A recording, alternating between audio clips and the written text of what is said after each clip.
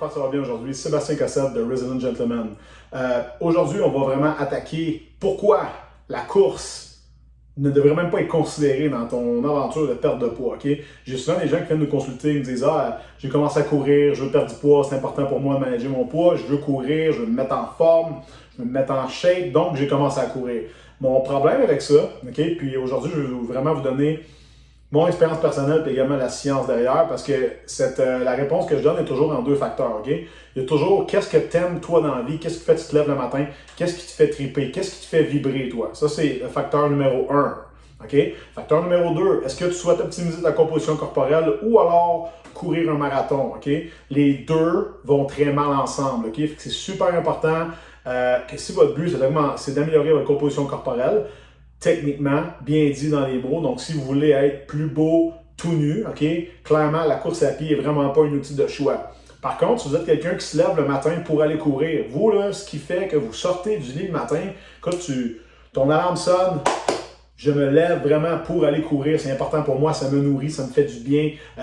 Si je ne cours pas mentalement ou émotivement, je meurs. À ce moment-là, la course peut être à ce moment-là considérée pour toi comme un outil qui va t'aider à te garder en santé mentale et oui, cardiovasculaire. Okay? Par contre, ce n'est pas la seule chose. Okay? Ce qu'on aime beaucoup utiliser, nous, chez RG, c'est l'entraînement en musculation comme 80% de ce qu'on va faire. Okay? Donc, je vais vous donner un exemple. On veut que les gens qui ont 1 heure pour s'entraîner passent 45 à 50 minutes de cette heure-là à travailler sur leur capacité athlétique, améliorer leur posture, mettre du muscle aux endroits où ils en ont besoin. Okay? Ça, c'est un aspect qui est très, très, très important. Beaucoup de blessures à la course, donc les shin splits, les claquages, les tendinites, tout ça, souvent résulte d'une musculature qui est insuffisante. Okay? Fait que je vais me prendre un exemple. Si aujourd'hui, je commence à faire du jogging à tous les jours, okay? 45 minutes à 1 heure par jour, je vais perdre de masse musculaire, c'est sûr et certain, okay? Parce que je vais brûler du glucose. C'est le problème, rapidement, là, de la course à pied, okay? C'est que c'est pas assez intense pour créer des dommages musculaires, donc t'améliorer sur le long terme. Par contre, c'est juste assez intense pour mettre ton battement cardiaque bien en haut de ce que tu ferais en musculation, mais vraiment en dessous d'un sprint où ce que tu aurais une dépense énergétique maximale qui va avoir un effet anabolique, donc sur lequel tu vas vraiment pouvoir gagner du muscle de tes sprints. Okay? Puis si vous voulez comparer la physionomie d'un marathonien, okay, avec un sprinter, vous allez avoir une très belle comparaison pour quelqu'un qui force, allez-y, mettons avec un gars de 400 mètres, qui force pendant l'équivalent de 1 minute, même si théoriquement c'est de l'aérobie, parce qu'ils ont beaucoup utilisé justement d'air, si vous voulez, ok? Donc, comparez-le à un coureur de 100 mètres qui force pendant 10 secondes et comparez-le à un marathonien qui va courir 42 km. Vous allez avoir des physionomies très différentes. Donc, tu sais, si toi, ton but, c'est d'être plus musclé, ok? Et quand tu enlèves ton linge, de faire comme, oh, wow, tu sais, j'aime ce que je vois dans le miroir, j'ai un bon tonus chez les femmes, une belle fesse galbée, des cuisses découpées, ces choses-là. C'est toutes des choses qui vont arriver grâce à l'entraînement à résistance ou, ok, là, très important, au cardio de plus longue durée, de plus faible intensité. Fait que je vais vous donner un exemple. Là.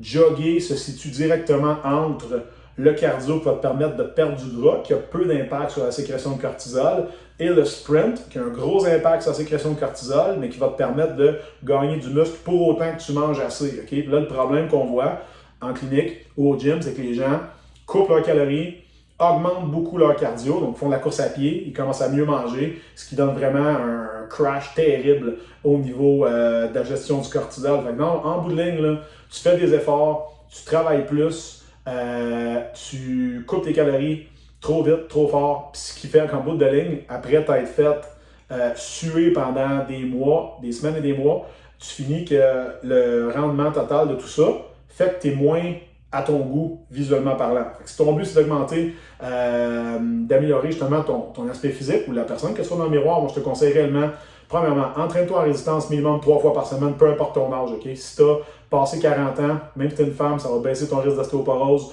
Également, tu vas être plus capable physiquement.